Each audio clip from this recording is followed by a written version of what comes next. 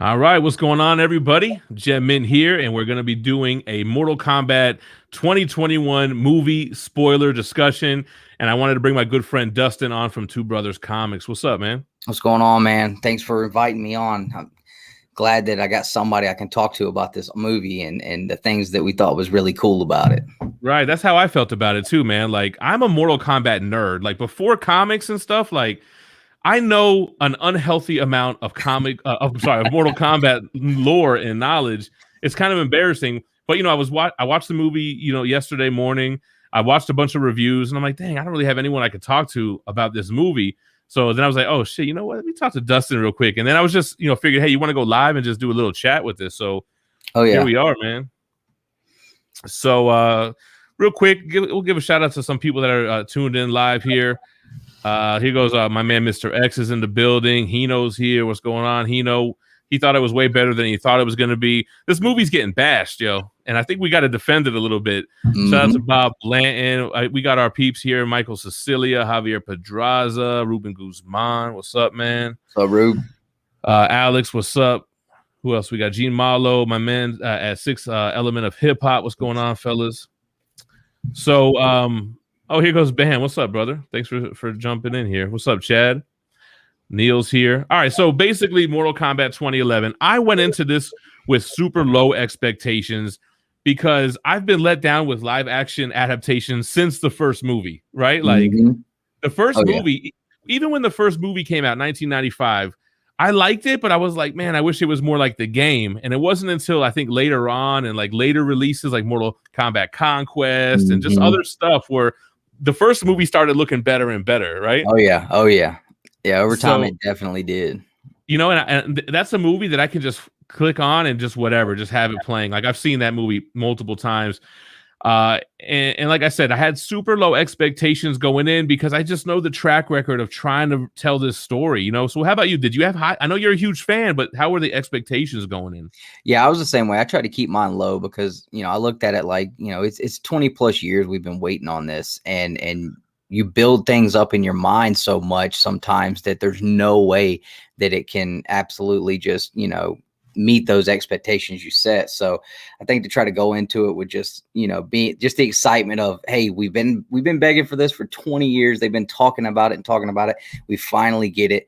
I'm just going to go into it and enjoy it. And, whatever I feel, however I feel at the end, it is what it is. But yeah, like you said, just kind of lower the expectations so you can enjoy the ride.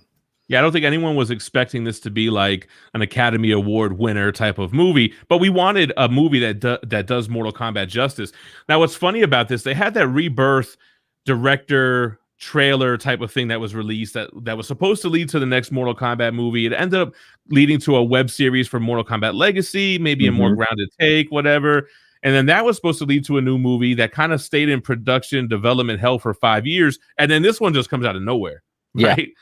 So in this movie, we're gonna break this thing all the way down. Just because an overall synopsis, they definitely changed the storyline from Mortal Kombat 1. This acts like a prequel to the Mortal Kombat 1 storyline. However, there's huge changes that make it completely different from how that story plays out. Is that a good way of saying it? Yeah. So this is like it's like a build up to the tournament, and they wanted to tell a different story because honestly, like, did we really want to see the exact same thing play out that we've already seen? So that's why I wasn't mad about the changes, to be honest, because I was like, we know the story. The games tell it so much better. The movies kind of do it a little bit. So, I was totally on board with changing it up a little bit because I don't want to call every next scene. I don't need to do that. Exactly. Yeah, it's good to have like some surprises. I like that. You're not expecting. So let's jump into the beginning, right? So first of all, what they did right had to be the first 20 minutes of this movie was amazing. The Scorpion Sub-Zero battle, the costume designs on them. Although I'm a traditionalist, like I wanted to look as close to Mortal Kombat 1 and 2 and 3 as possible. But I think they looked really good. I thought it was pretty clever how Sub-Zero, Chinese Ninja Warrior, and then you have Scorpion, he's Japanese, and they're talking to each other in those different languages, and Sub-Zero knows Japanese as well. So I kind of like that. but Sub-Zero off top was a dick, man. Like, Yeah. holy shit. Yeah, definitely. And that was something, you know, that again we didn't get in the original movies. We didn't get that backstory between these two characters that were like the flagship characters that led these clans that were in battle for you know, all of history. You know, in the first movie, they were both under Shang Tsung's control and they were partners. So I thought that was super cool to be able to get into that lore. And Yeah. I'm with you. At first I wasn't real hip to that traditional garb they were wearing, because I was just like, come on, man, let me get just a little bit of that game look. But I think as it went on, I think it gave it a more serious feel and more traditional feel. And I know that the directors really wanted to try to stay as traditional to the lore between the clans and where they came from too. So I kind of was able to get to where I changed my mind on that a little bit as it went on. I like Don's comment here. Yeah, that was kind of a retcon, right? Where they made it that it was really Quan Chi posing as Bi-Han Sub-Zero that killed the Shi'ar. Is it the Shi'ar Ryu? I don't know how to really, if I'm pronouncing that right. Ryu. Shi'ar Ryu. I always thought it was the Shi'ar Ryu, but he said Ryu, so I was like, okay, maybe that's what it was. Well, when I was a kid, we always called him Ryu from Street Fighter, but as an adult and being on the internet a lot, it's Ryu. Right, so right. I kind of trained my mind. Like Fee always gets pissed because I always correct her. It's Ryu. It's not Ryu. So Shirai Ryu, I would assume, is the correct. Anyway, I was waiting for the Quan Chi twist, and I'm not mad that they didn't have it. Originally, Sub-Zero Bi-Han was ruthless. He killed Scorpion's family and clan. That's Scorpion's whole motivation. So I think they captured that really well. And the fighting scenes I thought were great. I thought it was brutal in the beginning. The deaths, the blood going through the door and staining the fabric, and using his ice powers, which in the later scenes, to see him in the regular situation, very Mortal Kombat 3 on the street, hailing down the ice. That was amazing, man. Yeah. The entire contrast of the movie changing when he shows up, and the weather, you know, just getting colder, like you see the icicles, almost like a horror aspect to it, man. Right. Or even when Cole's wife is running in the house and she runs by the door, then she comes back and he's just standing in the door, like very horror-esque. Yeah, like Jason or Michael Myers standing in the doorway. Yeah, for sure. So that was cool. I really so they made a big change here in this movie, right? You're branded with the dragon symbol as one of the chosen ones to be the fighters. I wasn't really mad at that. And a lot of people, I heard a lot of people say, like, you know, that was really silly and goofy. It doesn't make sense that, you know, this tattoo is what makes you choose. Like, bro, we're talking about characters that can shoot ice and fire out their hands. Come on now, like. And I want to get to it. That bugged you. Shout out to my man DJ Links. What's up, brother? I want to get into that a little bit later as far as explaining their powers. I think they did a great job doing that. So anyway, you're branded as a chosen one. The brand will leave you if you kill that person, and then you'll have it, which I thought was a kind of a nod to Annihilation. No, the first movie, where the little dragon is like a pass to go through the portals or whatever. But they kind of use that. So here's my thing. All right, let's just talk about Cole. Cole, in a franchise where you have 100 characters, you don't need to make a new character for a movie. So Cole, I thought they should have made him Takeda. I don't know. I don't remember from Mortal Kombat X if Takeda was really a descendant from Scorpion, but he had a similar moveset, right? Was he? I thought he, for a minute, I was thinking he was the son of I can't remember his name now. Oh my gosh, I was just talking to my wife or my buddy about it. Moraicho or Kenshi, okay. Wasn't I think he was Kenshi's son. He was Kenshi, but did he like pledge allegiance to the Shirai Ryu or something? And that's why he had that. So they could have easily made it him. They could have made Cole Shinjinko. Shinjinko was the Cole of the PS2 video game era. Yeah. And the whole point was to make you part of the movie. Cole, you're Cole, right? Or that's what you're supposed to be. You're supposed to be the audience perspective. What is all this stuff happening? This is all brand new to me. And the Cole character, although I didn't hate him as much as I thought I was gonna. Yeah. He was kind of a lame backstory with that whole kind of failed MMA fighter. He's just a punching bag, which is kind of like foreshadowing his powers or whatever. I thought that too. I like that way they did that, at least. But he's just like a Rocky archetype type of character, right? Right. Yeah. I definitely feel like you know, I was talking to somebody else earlier today about it, and they said the same thing. You know, the story could have still happened pretty much the exact same way without him. I mean, obviously, Yeah. you know, the fact that they were, I think their whole thing was like using him to have a way to bring Scorpion back and continue the bloodline. And I like the mean, bloodline thing. Yeah, I like that too. Again, could have done it with Takeda. They could have did it with him. Exactly. And I even thought, and I when I did my review on this, I did like one of those, you know, review it while you watch it type deals. And I even said in there, party. Yeah. So I was just like, man, like I wonder if this is Takeda, because my initial thoughts were I wasn't thinking timeline, how long it was. So I was thinking maybe he was the child that Raiden took off with. And I was like, you know, he could be Takeda, because there's no way, you know, like this guy they would name him Cole Young. So, you know, he's an orphan, maybe his name changed down the line somewhere, but then you find out like the amount of time that is surpassed, like there's no way. But yeah, I definitely thought it would have been cool if it wound up being Takeda somehow. I was saying that when I was watching it too. They should have just did that at the end, or I don't know why they felt the need to create a new character. That was kind of lame. So we're introduced into Jax. I really like Jax. Jax is working with Sonya Blade. They know about the tournament. They know about the brands. Jax has one from killing another chosen one, which I wonder who that was. That was kind of weird. Yeah. And the Sub-Zero Jax fight, bro. Amazing. I mean, first of all, I love Sub-Zero kind of teleporting with the smoke effect. In the trailer, I thought it was a smoke Easter egg or something like that, but it wasn't. Yeah, I did too. It's just kind of like the Shang Tsung's teleportation. And we'll talk about Shang Tsung. A lot of that didn't make sense, but, you know, Sub-Zero and then luring him into that ice thing. It reminded me of Scorpion versus Johnny Cage from the first Mortal Kombat movie. He like brings him into the nether realm and they have their battle. So they had that. And then, you know, it's funny. They always change the person who breaks Jax's arms. I think they made it Ermac in Mortal Kombat 9. And then this time it's Sub-Zero. Freezing the arms, exploding them. That was so awesome. And then the way he just walks up to him and just kind of gives him a nudge. Right. So the only thing I didn't like about that is like, really, you're not going to confirm the kill? We're just going to assume he died? I kind of took it as like when you're playing the game and you get to finish him and you can't figure out what to do. And like, you know, you just go up and down. And hit him like that. You know, I was just like, you know, okay. Well, I guess he figured he ain't got no arms. He's not going to do shit anyway. Right. You know, actually, just like doing that to him is actually better, though, because if he kills him, supposedly, I don't know if he would get the brand or maybe it would go to someone else or whatever. Right. But so he just basically sidelines Jax. And then we meet Sonya Blade, who, I think Sonya is hard to get right, too. I think Annihilation showed you can't just throw any chick there is going to kill the role. This actress was an amazing Sonya Blade. She was tough. She was a good fighter. She was confident. Having Kano as a prisoner. Yeah. And let's just talk about Kano. Easily the star of the show. 100%. And how big were the shoes that he had to fill? I know. I mean, because the original Kano was so good.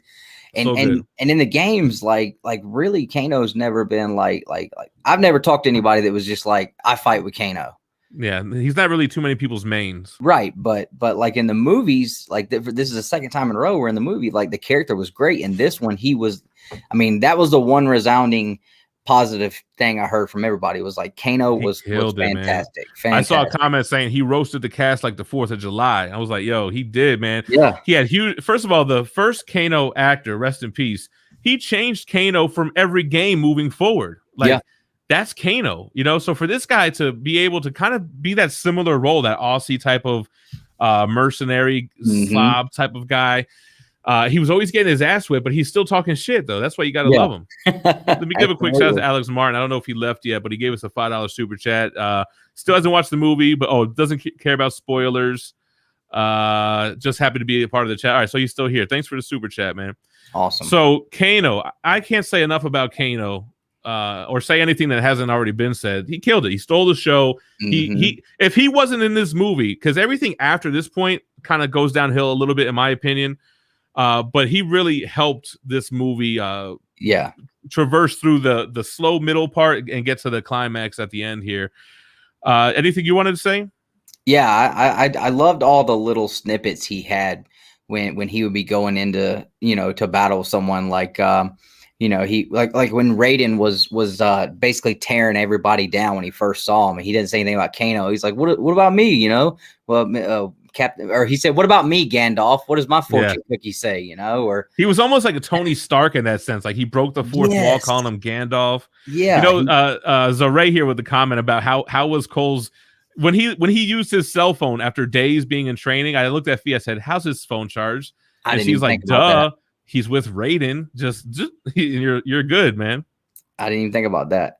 So anyway, so let's talk about Raiden. Man, I was a little bit let down by Raiden, man. First of all, those were big shoes to fill from the first movie. Second movie, Raiden was kind of whack. Yeah. I think they just didn't do a good job on the CGI on his eyes, man. Yeah. How do you mess that up? Yeah, I felt the same way. And he almost didn't even seem old enough, too. Like, for me, like, Raiden, like, and I don't know if it's just because from the first movie, but I was thinking, like, in my mind, like, Raiden's a lot older. And that guy just didn't seem like he really fit the bill too much. You know what bothered me about him, too?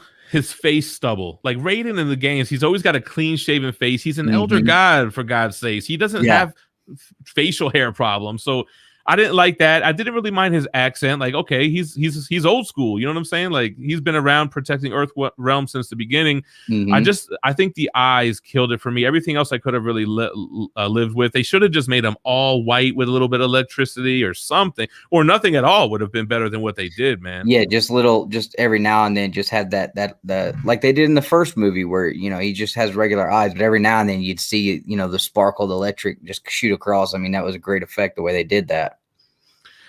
Yeah, exactly. And then they said when he called Liu Kang Magic Mike, Kano, another just great fourth wall break. Magic Mike. So Kano, you know, he ends up, they get attacked by Reptile. Now, Reptile, I'm a human Reptile fan. I love human Reptile. I thought that was so cool in the game in Mortal Kombat 2 when he lifts up his mask to show his real face to spit acid. And I know there are a lot of reptile lizard form fanatics that like him that way. They like MK4 or even MK the Deadly Alliance Reptile. He looked way better than the CGI Reptile from the first movie. You got to give it that. Yeah, it had a little bit of a Godzilla 1990s Godzilla vibe to it. But the reptile fight was pretty cool. How'd you like it? Yeah, I'm the same way. I'm 100% a human reptile fan. And I kind of like the idea of like you said, you know, the ability to take the mask off and like you see his true form there, but to be able to use the human form would have been really cool. But I like the fact that, you know, we got to see the invisibility being used. That was really good because I knew exactly who it was as soon as stuff started going off. I knew exactly what was going on. But yeah, that was probably one of the things I was let down most about was the reptile because you know, like I said, I'm the same way, man. I like the human ninja style reptile a lot better. So, and we got that though in the first movie, and they did that really well, you know. And I always wanted to see those movie skins brought into a game. Why don't they ever do that? They do every other skin. Hold on, let's see here. We got a super chat from Juan, $5. Appreciate that. He said, "Is it just me, or did it seem like there was no time to get attached to the characters when Kung Lao died?" Which we'll talk about. It was pretty much whatever. Story felt rushed. Yeah, I agree. I think it starts to fall apart in the training area, which I like the training aspect. Now let's talk about the Arcana, right?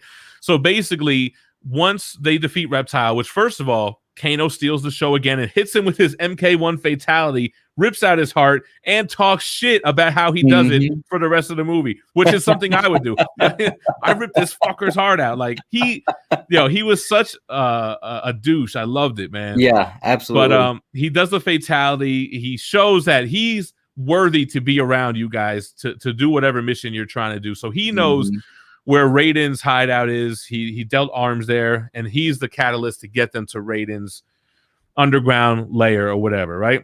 Right. So that's when we're introduced to Liu Kang. First of all, it doesn't make sense. Raiden teleports everyone everywhere in the rest of the movie, but for some reason, they're wandering in the desert. Liu Kang finds them wandering and then brings them back. I liked Liu Kang. I liked the actor that played Liu Kang. I liked how he used his fire a lot. I didn't really like how he wasn't the star of the show, I guess. But I guess he's not really the star until he becomes the champion of Mortal Kombat, which at this time, Kung Lao's the shit because he's a descendant of one of the champions, right? So he's just Kung Lao's boy, which kind of makes sense at this point, right? Yeah, because they even spoke about that, like in the first movie, you know, they spoke about a Kung Lao, The whether it Great was Kung Lao, yeah. the Great Kung Lao or the, you know, and we didn't actually see him, but Kung Lao's always been spoke about in high regard as being one of the greatest champions of all Yep. time. So I thought it was cool that we got to see, you know, Liu Kang as kind of like, you know, Before the fame. Right. So, and this being pre-tournament, I mean, there's still plenty of time, you know, if they get to do the sequels to really push Liu Kang into that top-notch spot.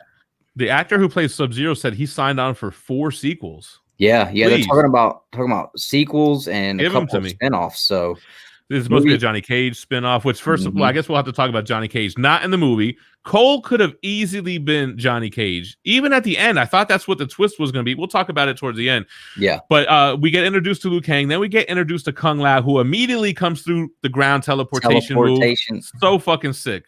Loved First it. of all, let me tell you something. They did the special effects really well in this movie. Not only the fire with Liu Kang, Kung Lao, Cabal. There was one Melina. There's 2 CGI aspects I didn't like. We already talked about Raiden's eyes, and we'll talk about Goro a little bit later. But Kung Lao comes through, and they basically are training the fighters, the chosen ones who have the brand, except Sonya. She doesn't have one. Kind of has a little bit of a chip on her shoulder that she doesn't want people to know, but Kano kind of calls her out on it. But they have to unlock their arcana, and anyone who has a brand basically has the potential to have superhuman powers. And I love that, because how else do you explain how Sonya has these blasts, or Sub-Zero has the ice freeze, or Liu Kang, or whatever? I thought that was a really good addition to the lore. It reminded me of unlocking your animality from Mortal Kombat Annihilation, which was terrible. Yes. But unlocking your arcana made a lot of sense, and I like that. Yeah, for sure. I thought it definitely, like you said, I mean, because, you know, with the people that were saying they didn't like the tattoos, it's like, well, you know, that's not the most far-fetched idea that we're seeing in this movie, right? As far as not being something that could be a reality. So at least they're finding a way that makes sense to explain it. And I felt like the brand was more of having potential to unlock your arcana more than it was you're able to fight in this tournament. I almost felt like that was the reasoning. And I really did like that. It's like, because if you didn't have that, you're going to leave the theaters and be like, okay, how the hell does this guy do this or do that? It also gives you the training aspect, because these guys don't really jump right into the tournament. Like, they need to prepare a little bit. And even, what was I going to say? Damn, I lost it. Anyway, I was reading Mr. X thing, totally logical. I thought he was going to make fun of me. Yeah, exactly. Yeah. So you get the training montage, you get the prepping for the tournament. And then what's funny is, so Cole can't unlock his arcana, but they what's the word I'm looking for? They goad Kano. They piss him off, Kung Lao and Liu Kang. Again, a scene stealer with Kano unlocking his arcana. And I was like, so what's his power? He cannonballs at you really fast? No, but the eye laser thing, because they didn't give him the Terminator 2 face. They gave him the reptile scars, which was cool. And then he has the laser out of his eye. And then what's he do when he gets the laser? He talks mad shit. Right. He's so excited. Like, you know, it's way better than anything you guys got. You guys suck. I told you I'd get mine first. And I liked how Kung Lao, like, even though he's like the serious, like, he's definitely the guy at the table. He's the guy, but he knows it. And he uses that. And he knows that it aggravates Kano, and like he sees that. So like the comedy aspect of that, I really like that out of the Kung Lao character too. Yeah, Kung Lao, he's confident. He knows he's the most powerful one there, presumably, and he's trying to, you know, get these guys to unlock it, and they just figure out, we got to get this guy mad to unlock his shit, right? So at this point, Sonya can't unlock it because she still doesn't have the brand. So it's all about Cole, right? So what happens then? Then we get Shang Tsung coming through. I think before that, we get a look at Outworld, which I really liked the Outworld part where Sub-Zero talks to Shang Tsung in Outworld. I thought that looked really cool. Yeah. Getting a glimpse at Melina in Outworld, I didn't like as much. It looked very MK Annihilation, right? Yeah, for sure. Yeah, I liked that later on we got to actually see like the Turcotten face with her. Yep. I mean, it was very, very quick, but yeah, I thought we would get more. They made a bigger deal, I felt like, with the trailers and all the stuff I read about Melina. So I was expecting her to have a little bit bigger role, but I mean, who knows, what's going to happen later on down the road. But yeah, definitely. My thing whenever Sub-Zero comes walking up and he's got Reiko, and then right over his left shoulder, Cabal standing there. And I was just, man, I flipped because that was the guy. I mean, as soon as Cabal was introduced, I was like, this guy's the coolest cat. So here we go. So 3 unexpected characters we got. We got Cabal, we got Reiko from Mortal Kombat 4, and we got Natara from Mortal Kombat Mythology, Sub-Zero, and I think Armageddon as well. But only Cabal really nailed the mark for me on those 3. It felt very MK Annihilation when he rolled up with Ermac, Rain, and Shiva. It was kind of like, what the hell is this cast? I think Natara was supposed to be fan service, but I don't think it really worked. I think they should have used somebody else, although that's a name you see from hardcore Mortal Kombat fans all the time. Well, Natara should be in the game. She's just a vampire with wings. Super whack. Reiko was super lame. Now, I really liked how they played on the Shao Kahn aspect, because in the games, they kind of made it this trope where he like idolizes and wants to be Shao Kahn. He wants to take over his spot, but he's kind of like he stands Shao Kahn, basically. Right. You know what I'm saying? Yeah. But he was a big dumb idiot, and I wasn't really feeling Raiko's character. Yeah, I definitely think they could have used somebody else. I mean, I was really excited about Cabal, but Reiko, I feel like, was a character like there's so many other great characters that they could have used, I think, instead of him. And I think that Nathan Jones would have been a better Shao Kahn, honestly, than he was. He should have just been Shao Kahn. Yeah, Legion of Comics says. He's laughing. He's saying he keeps saying this was the modern day Annihilation. There was Annihilation-ish going on for sure. But let's talk about Cabal. I'm hearing mixed reviews. I thought the costume was on point. I think they made it look realistic. I think the way that they mimicked his fast speed, they didn't do a DCEU slow down time so he can look fast. Yeah, he was really fast. In his pocket and playing with his wiener. He looked fast. He looked good. He was snarky as hell, just like Kano. They were talking shit going back and forth. And they made mention of Cabal in Annihilation, I believe, but we never saw him. So he's one of the characters like this is the first time we're seeing this character in a movie like this. So I was really, really happy about that. And he does have ties to Kano, and it gets different in the games. At one point, I think Kano always causes the deformation and needing the iron lung that he lives in. But yeah, he has a ties to the Black Dragon. So I thought that was cool. Now, I don't want to skip anything. Am I going too far ahead? Are we missing anything yet at this point? Let me see. No. I mean, we can talk. We can talk like little like. Let's talk Shang Tsung, yo. Yeah. I liked his look. He reminded me of something from like what's the movie that inspired Mortal Kombat? One of them, Escape from Big China or something like that. Yeah. Big Trouble in Little China. He had that like old kung fu. He had like, it looked like fake long hair, all like streak black, but I felt like it was supposed to be like that. I'm a big fan of old, decrepit Mortal Kombat 1 Shang Tsung. That just always creeped me the hell out. Yeah. Like the guy, the Fu, they go like this, you know what I'm saying? Yeah. What are your thoughts on Shang Tsung, man? Yeah, I liked him. I thought that the way they did his eyes, I like that because it's, he's taking all these souls, but he's still got those soulless looking eyes. I like the way that when the smoke came out, like how they transported. I like that. His demeanor I thought was good.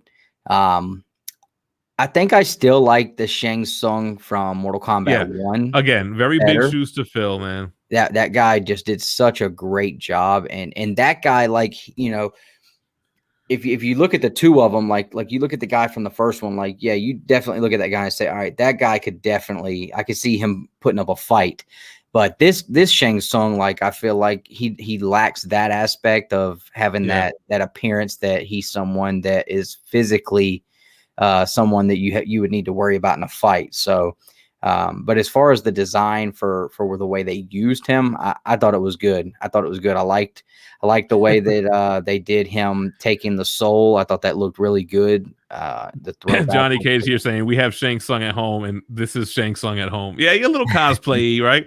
Yeah, and then they had the weird. I guess I don't know if it was supposed to be when they're in Outworld, their voice echoes, because Melina's echoed in Outworld, so the Shang Tsung's.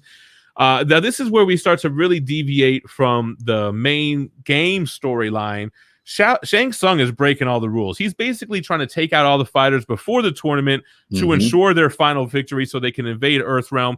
And he alluded to the fact that we've been doing this shit. That's how we won 9 in a row. You think we won 9 in a row by playing by the rules? So that's when they decide to kind of try to take everyone out. They send Goro in to attack Cole's family, and Raiden kind of knows that. So he sends Cole home because he can't unlock his Arcana anyway. So I guess Raiden's big plan was he's going to have to unlock it at this point.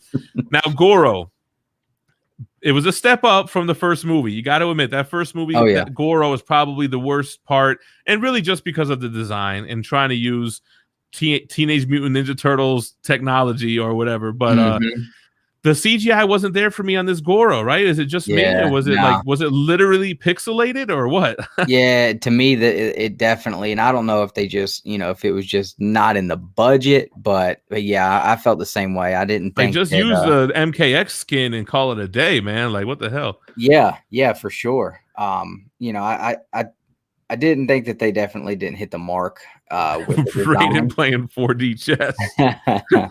Raiden's in 31, man. Yeah. And the thing is, they did him dirty. Like, this is crazy. So Cole, to defend his family, unlocks his Arcana. It's basically Black Panther suit from the MCU, where he could just absorb hits because he's a human punching bag, like it was established. And then he can, I guess, direct it outward into batons or whatever, right? I don't know.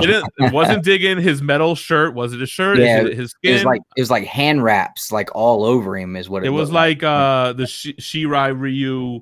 Yeah. What is the thing called? I always forget the name of the thing. It's got a weird name. The scorpion spear thing. Anyway, he kills Goro before the tournament. And that one, I was just kind of like, okay, we're changing things. It wasn't a deal breaker for me. In my mind, I'm like, okay, we're on an alternate timeline now, right? Kills Goro, cuts off his hand. It just seemed, I don't know. I can see why people say he did Goro dirty. I don't think Goro should have gone out like that. Although, if it sets up a cool Kentaro to get revenge kind of thing, I'm kind of with that. Let's make Kentaro a total badass that is a lot harder to kill than Goro was.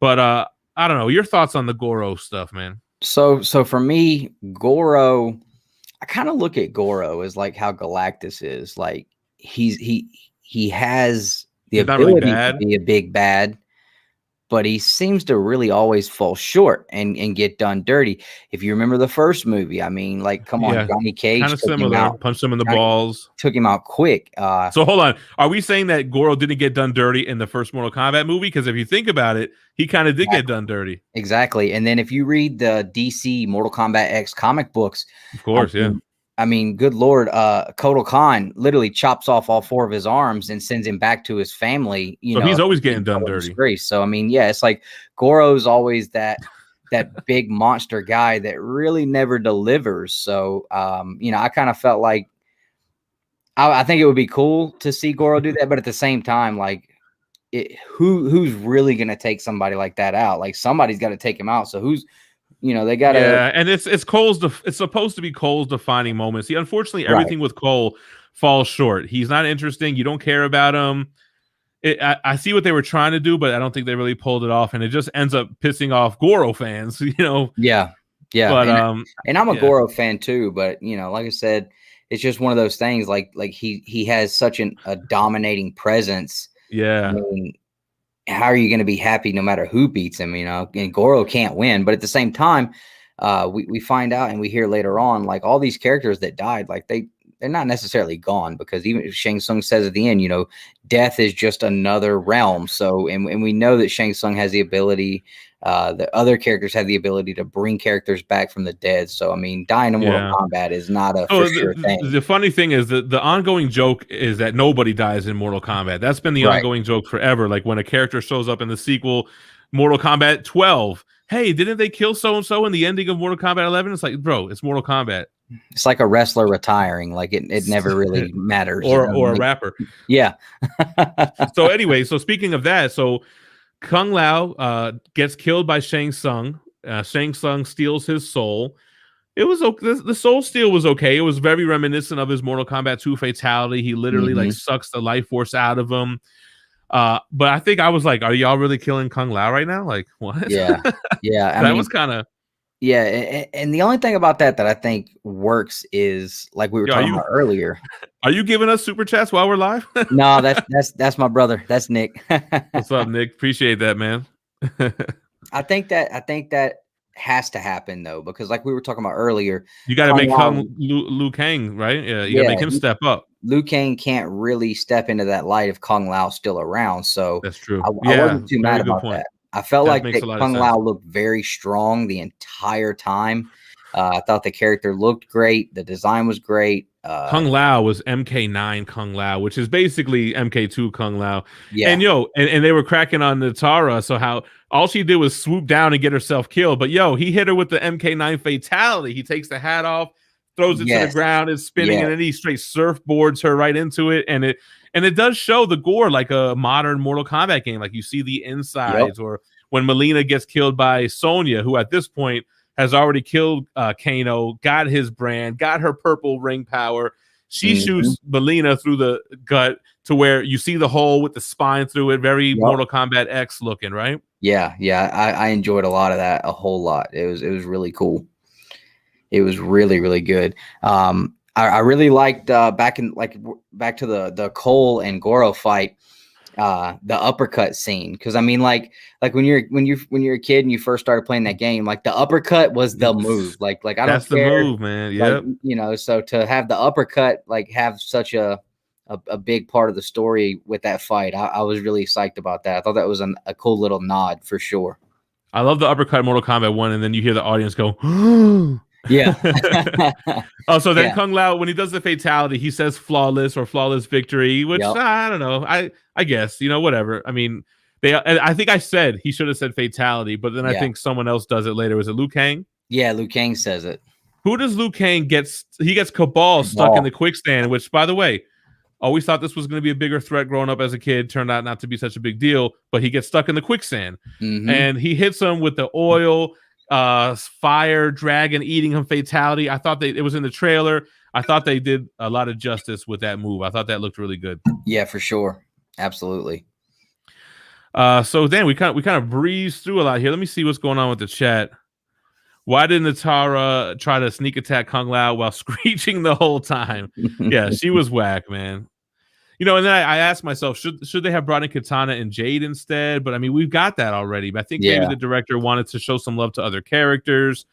It just didn't really Katana's work. fan in one of the scenes. It was in Raiden's temple. One of her fans was sitting there. I mean, there was several Easter eggs like that. Like, so let's talk about that, because I missed some of it when Sonya was explaining the lore, and I saw like the picture of Nightwolf, but I think I looked away, and Fee was like, "Oh, did you see that?" And I was like, "Nah." But you watched it twice. What did we really see? What Easter eggs were during that scene? Do you recall? Yeah. So we see Nightwolf. There was a statue of Kotal Khan there.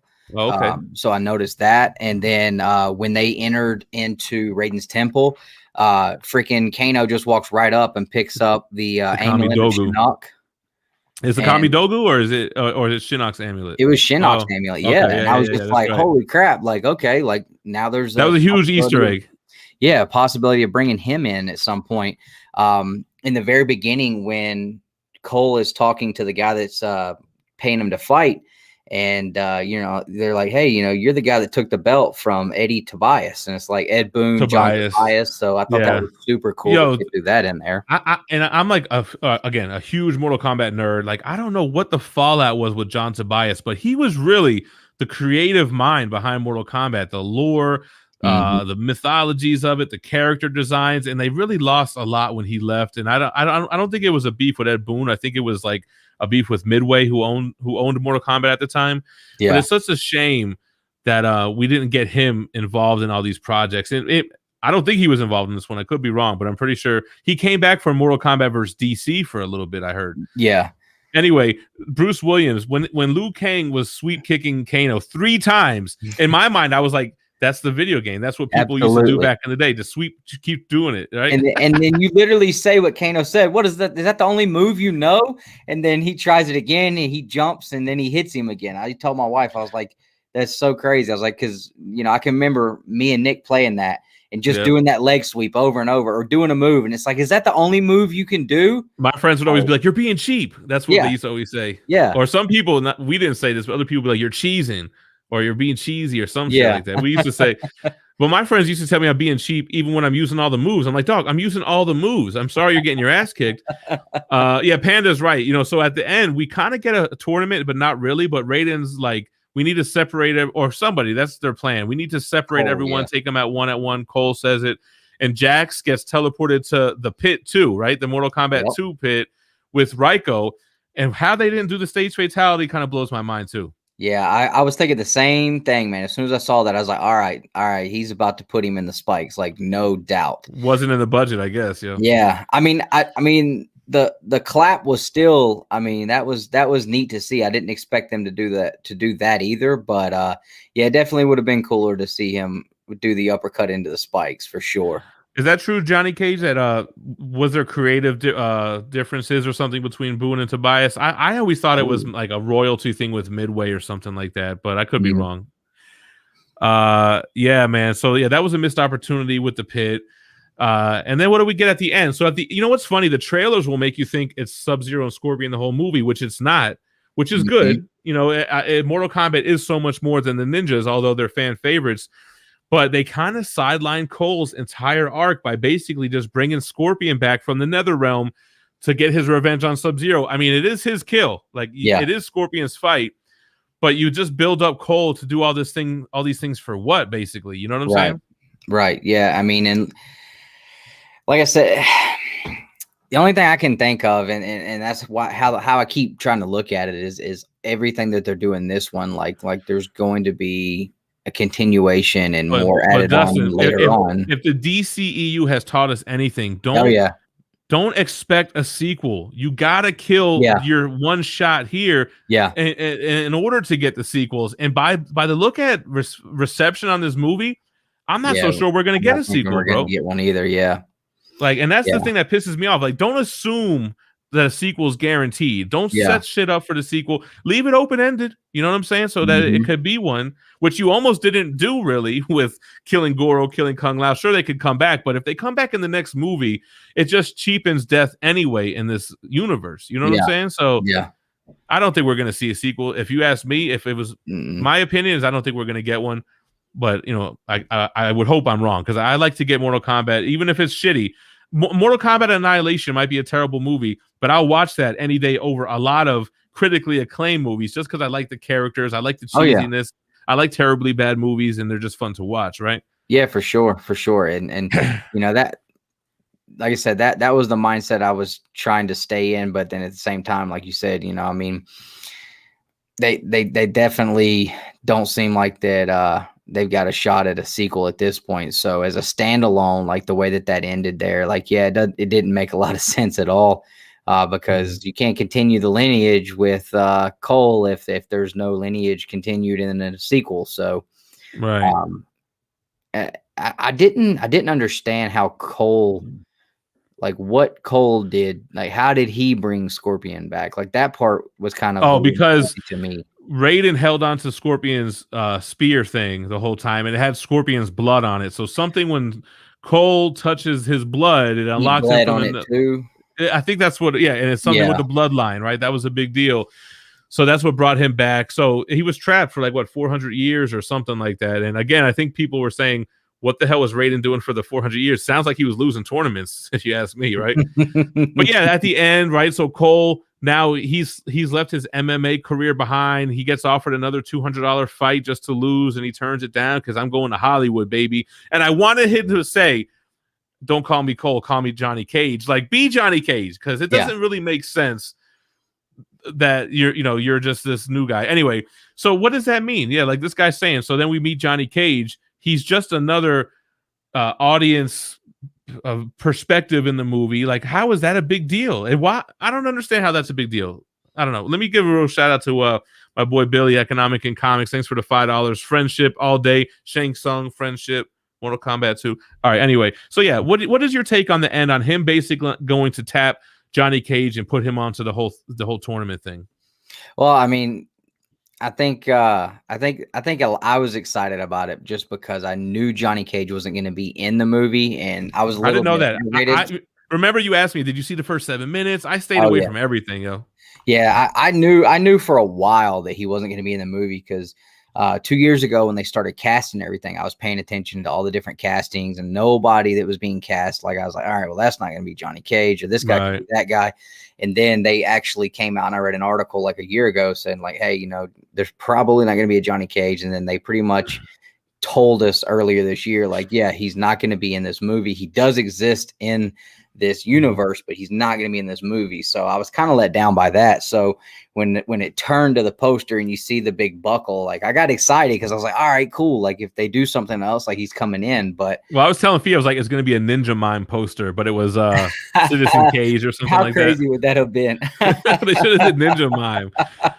That would have been wild. So let me ask you something. So you've been following this. What was there a reason? Was Ed Boon not supporting this movie, or was he just like they didn't want his input, so he didn't really promote it a lot? Or are you familiar with anything surrounding that? Not really. I'm not sure about that, but I mean, that could be all bullshit that I just read somewhere. I don't know. Yeah, and the only things I really read a lot about it was that they wanted to stay true to the lore and the traditional Chinese and Japanese garb with the ninjas, and you know, they wanted to change and write a new story that people hadn't, you know. They wanted to fan service old fans, but also bring in new fans. I get that, you know. Yeah, I think they didn't want people like us who know so much to be able to walk into a theater and call every shot and then walk out disappointed. Like, well, you didn't do it. You know, everything. I already knew what was going to happen. You're not going to win either way, right? Like, right, exactly. DJ Link says Cole can't win an MMA fight, but he could win a fight to save Earth. And Vincent says, yeah, and then he could beat Goro. Well, he got his Johnny Cage wasn't even a real fighter. I mean, he was an actor. He didn't. I mean, well, he was a real fighter. That was also an actor. Yeah. You're right. Oh, he wasn't respected as a real fighter because he was an actor, but he could throw down. Yeah. But I mean, still, like if you look at Johnny Cage and standing in front of Goro, like, really, like you think Johnny Cage is the guy? Like, I think anybody you put in front of Goro, as far as like the Earthrealm Defenders, like. I think anybody you put in front of him is going to be kind of like, how is this guy going to win? So, I mean, even like, what was the guy? His name was Art Lee, and he was an original character from the first movie that wasn't in any games, and he got his ass beat, got killed by Goro. Yeah. But Johnny Cage, I think it just shows you, man, the human spirit. Don't underestimate the power of the human spirit. I think that was Annihilation too. So yeah, I like Annihilation actually. And Wesley on Facebook, I was thinking the same thing. You can't have Melina without Katana, man. Like she was raised in the flesh pits by Shang Tsung using Katana's DNA. Is kind of like, okay, what? I guess you don't have to have that, right? But whatever. Yeah, I mean, unless, you know, because he had Katana imprisoned at one point, I thought too. So I mean, I mean, and we didn't see Shao Kahn, and she was tied to Shao Kahn a lot in the lore too. So I mean, there could be something there. I mean, there's just a lot of story that, you know, that took 2 hours to put the movie on. So I mean, they definitely could have. I mean, if we would have had like a 4-hour movie, like, I mean, who knows, you know, but how many people are going to be able to sit down and watch that? Yeah, St. Mark. I mean, there was a lot of great CGI and a lot of terrible, not a lot of terrible, but like, again, Raiden's eyes, Goro's whole thing wasn't that good. But then stuff like Cabal's effects, the ice effects by Sub-Zero, the flame effect by Liu Kang. So we didn't really talk about the final fight between Scorpion and Sub-Zero. I love how he used the ice wall. That was like a combo move from like MKX, I think. Right? Yeah, with the decoy. He did the ice clone move, Mortal Kombat 3 stuff. That was dope.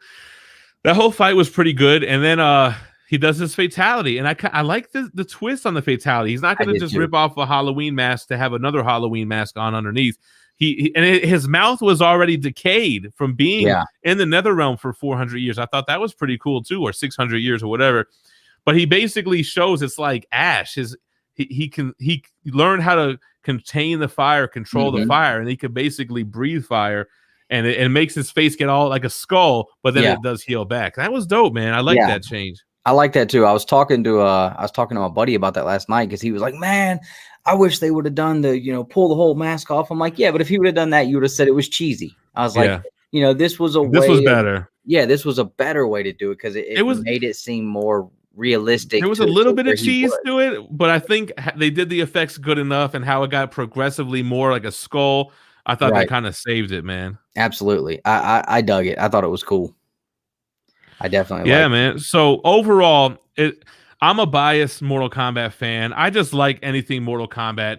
I do think there are a lot of like issues with the movie, and I could see the criticisms, but I don't agree with people saying it was whack, it was trash, it was worse than Annihilation. I don't really agree with that. They could have done a lot of things better, but I think they did a lot of things better than ever. Specifically Sub-Zero. I like how they made him such like a cold-blooded, heartless, dangerous assassin. Like he was a force to be. He was the main bad guy. Yeah, and that's never really been the thing for him. He's always been like him and Scorpion have always been, you know, flagship characters, but Sub-Zero's never been like the guy. And I liked how they did that with him.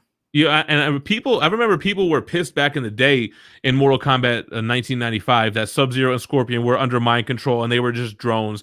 I kind of like that because in the game they're just characters that you choose, and it was just like Shang Tsung's fighters, and I was kind of cool with that. But people didn't like that back then, so now you get this independent, free-thinking kind of Sub-Zero who's working for Shang Tsung, but he's not under control. He's just a ruthless bastard. Now they don't really talk about how he was alive for all these generations. Yeah, that was they didn't really mention that, but I guess it's just assumed that it was magic. You know, if anything doesn't make sense in this movie, it's magic. Right? So I mean, maybe something with being an outworld the whole time. You know, time runs different relativity. That could be. Yeah, because maybe Shang Tsung doesn't just stay alive for thousands of years waiting for the next tournament. Maybe when they go back and they come back, it's been 100 years or whatever. You know? Yeah. And then we got the bicycle kick that looked good. Liu Kang Fee was calling it too. Fee was like, he's got to do the bicycle kick, and then he did it. That was dope, I thought the bicycle kick in this one, I think I liked it better than Annihilation when he hit Reptile with it. Was it Annihilation or was it the first movie? I think it was the first movie. Yeah. It was the first movie at the end. Yeah, but it was whack in the first movie. It didn't look good. It did look way better here. I like, this guy was ripped, lean, but like he was cut up, man. I like this Liu Kang. Yeah. And I saw other reviews saying he got sidelined.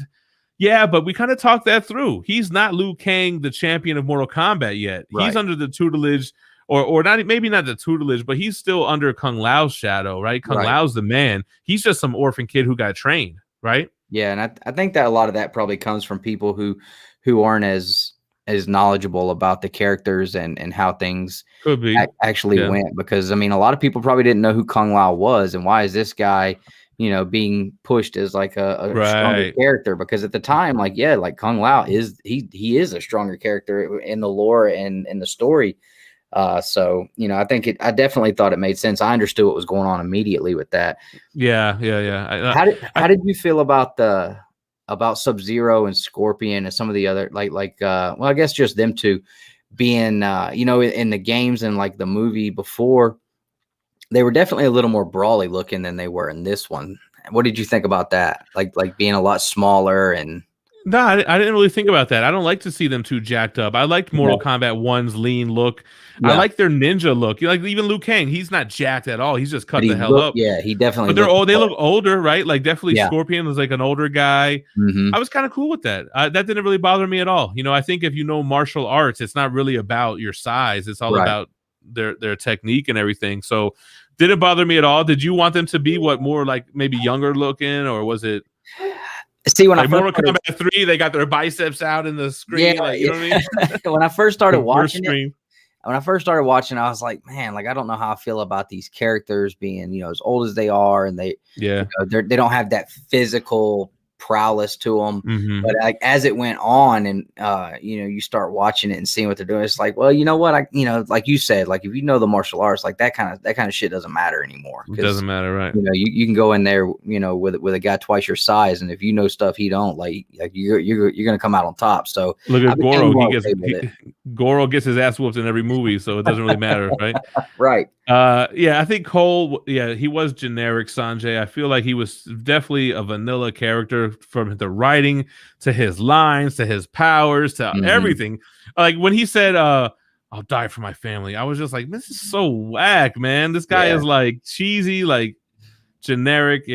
Let's talk about Kano again. That Cole is the opposite of Kano in this movie, right? Like every little aspect, man.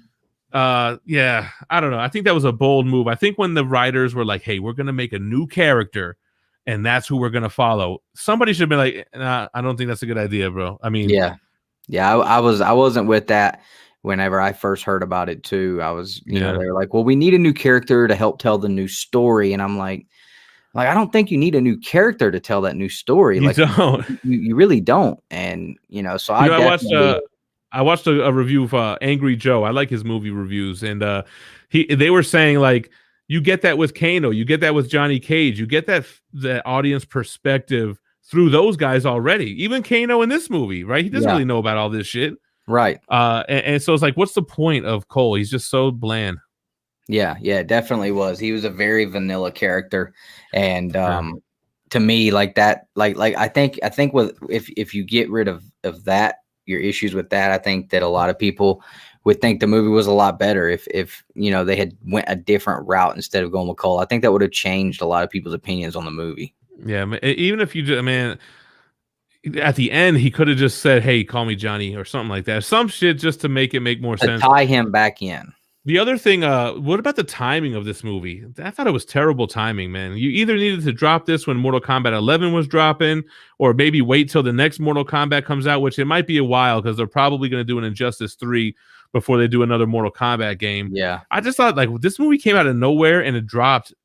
There was no hype around Mortal Kombat whatsoever. It just didn't make sense to me. They were supposed to drop it last year. Oh, was it the pandemic thing? Yeah, Or, it was supposed to okay. drop last year was the original intentions because they finished filming it in 2019 and it was Right. supposed to drop last summer, but it got all jacked Even that up. with time. When did Mortal Kombat 11 come out? Was it last year? Or It it might must have have been been the year. 2019. It might have been 2019, yeah. So Genji Ja, I was thinking that too. Nah, it's not. Cole's not the baby that Raiden saved. Yeah, That's no. his ancestor, which was still kind of weird. Like, so you saved Scorpion's child.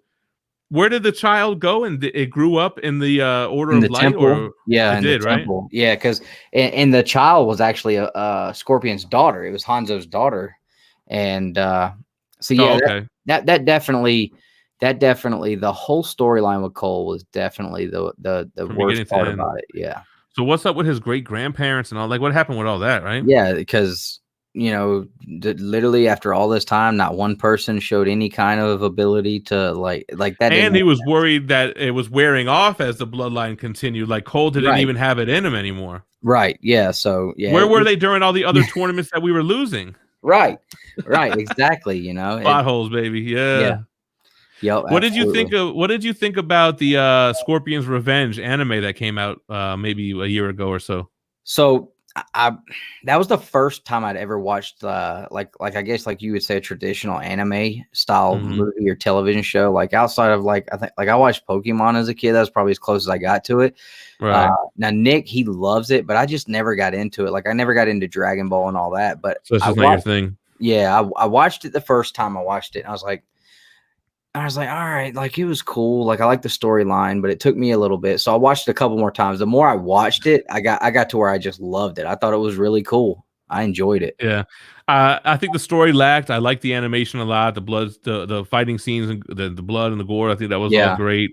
I don't really remember the story too much now. I probably shouldn't have even jumped into this topic without even remembering what it was about. But anyway, yeah, I guess overall, it has a lot of issues. The movie, a lot of plot holes, some bad CGI, some weird decisions. But they did some things really good. I think that's kind of like my overall take on it. Would I recommend it? Like, I don't think I would watch it again. I would watch Mortal Kombat 1 and Annihilation again. Yeah. You know what? I think they really did a good job. The Mortal Kombat 9 story mode. I thought that was an awesome telling or retelling, I guess, if you will, of the story. That original 1 through 3 kind of thing. Yeah. I think the Mortal Kombat video game storylines are always pretty cool, and I always enjoy playing them. I didn't really like 11s as much. I didn't really like 10s. Really? Yeah. Oh yeah, where they were going through like the whole Johnny Cage, Sonya, and Cassie storyline. You focus on the least interesting part of Mortal Kombat. Yeah. The Special Forces storyline, please, guys. It's the least interesting part of MK. Yeah. You have Outworld, you have Lin Kuei, you have ninjas, you have monsters. I want to see what's going on with the Shokan, right? Because the Shokan have a long beef with Mataro's race, the Centaurs, right? Yeah. What's up with the beef with that? Like, I don't care about Special Forces. Like, that shit is so whack to me. Yeah, I didn't get that either. It was just made no sense to me. I'm like, really, Cassie Cage is the one that is going to save the world, and then Johnny and Sonya are broken up. Now we get back together. Like, who saw that coming? But yeah. But then you got the last one too, like with the whole, Liu Kang, the time thing and all that warp thing and everything. I wasn't really a big fan of that either. But it's hard, man. Like I tell you, because I'm telling you that John Tobias is the inspiration behind the storyline for the first 3 games, and everything afterward just doesn't have the same heart, We need the John Tobias cut of the Mortal Kombat movie. Release the Tobias cut for sure, man. So I guess that's our overall thoughts. I see a lot of people kind of in agreement in the chat. Some people in the chat saying it was trash, don't sugarcoat it. And I don't really agree with that. There was a lot of things I liked about it. I would watch clips again. I would watch Sub-Zero versus Scorpions fights again on YouTube. I probably wouldn't watch the whole movie again though. Yeah, and I agree with Ray. Like this, they did not have a very big budget at all with this, because this movie didn't have like you said, like there wasn't a lot of hype. Like with Marvel, we just found out like Captain America 4 is being talked about and everything. Like you didn't get anything with this. I mean, a lot of people didn't even know this was happening until the trailer dropped. So you had to be like really deep cut into this to know. But Dustin, even when the trailer drops, people are like, okay, what is this? Is this another web series? Is this just a trailer that is never going to be anything? Is this movie really going to come out? Yeah. And I even saw the trailer, and I think I told you the same thing after we watched the trailer. I was like, what do you think? I think it kind of looks low budget looking to me. And I wish they had more money, and honestly, like the things that I've read and heard the director say, like, I don't think I'm a big fan of his anyway. But I think with a better director, a better budget, I mean, there's obviously definitely potential for Mortal Kombat to have a huge universe with great movies, but who knows if it'll ever actually meet that criteria everybody's looking for. Mike's saying the budget was like 50 mil. See, I don't think the final product didn't really look low budget to me. I think the Raiden eyes, which doesn't seem like it would have taken a lot of money. They could have saved money by not even doing that. The electricity through Raiden in Mortal Kombat 1 looked better when it was just flowing through him every now and then. What was it? What's the name of that actor again? I always forget. I can't remember his name. Is he from Highlander as well? And then Goro. Goro was rough. They needed to up they should have saved budget on Raiden's eyes and upped Goro CGI a little bit. But even if that, they still did him dirty. Yeah. All right. So I guess that's about everything. Anything else you could think of you want to talk MK 2021? Nah, like I said, I think silver lining is like, hey, we got a Mortal Kombat movie. I mean, something new for Mortal Kombat, for the fans like us. I mean, it's something else to watch and talk about. So hopefully, I don't think realistically you could say it was worse than Annihilation. It's not the worst Mortal Kombat movie. Right. It was, it was Mortal Kombat movie. Yeah. What do you want? And either you're a huge Mortal Kombat fan or you're not. If you're not a Mortal Kombat fan, you're probably not going to like it. Yeah, and that was my thing. We got what we got. Like, what did you want out of it, though? If you hated the movie and thought it was absolute trash, like, what were you expecting? What were you wanting? I didn't think it was the greatest movie I'd ever seen, but it was. If you had high expectations, where were you let down? Right. Right. Now, what's interesting about this? They have 4 movies planned after this. We mentioned that. How? Like, what are you even gonna do, man? You already strayed the path. Are you really going to go through with the tournament now after all this? And you don't have Goro. You don't have, I guess you have everyone else, right? You're recruiting Johnny. It's kind of going to be like a Mortal Kombat 2 mixture. Like instead of Goro, they bring out Kintaro, which really is a Mortal Kombat 2 we could bring in Cyrax and Sector Katana. They could go get Stryker. I mean, I don't know. Like, we've never seen Stryker. I don't know how. But again, who would have thought Kano would have been as big a hit? Who knows? Maybe they could get somebody to do Stryker and be. I don't think you can make Stryker cool, man. Yeah, I mean that. I was a beast with Stryker in Mortal Kombat 9. Yeah, though. He was tough. He was tough. All right, guys. I guess we're gonna get up out of here. I appreciate everyone came through. Ended up having a pretty good turnout for Mortal Kombat. If you guys are new here, make sure to subscribe, hit the notification bell. Gonna be doing a lot more probably random stuff like this. Man, I'll put Two Brothers link in the description. I totally forgot, but make sure to head on over to their channel, subscribe to them as well. They're putting out great content, a ton of content. And I'll have to go back and edit the description box. But you could just search, like, in his name, Two Brothers Comics. Yep. All right. Dustin, thank you so much for coming on, chatting Mortal Kombat with me. Yeah, man. Thanks for having me. I enjoyed it. Yeah, man. Me too. All right, guys. Thanks for watching. Stay minty fresh. Peace.